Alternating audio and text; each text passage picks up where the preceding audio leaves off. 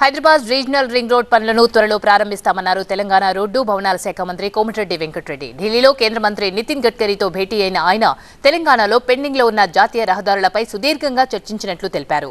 Regional ring రోడ్డుకు సంబంధించిన project రిపోర్టును గడ్కరీకి అందజేసినట్లు చెప్పారు. కేంద్ర రాష్ట్ర అధికారులతో నితిన్ గడ్కరీ సమక్షంలో ఉన్నత స్థాయి సమావేశం నిర్వహించామన్నారు. ఇక హైదరాబాద్ విజయవాడ జాతీయ రహదారి విస్తరణ అంశంపై చర్చించామన్నారు మంత్రి కోమటిరెడ్డి వెంకటరెడ్డి.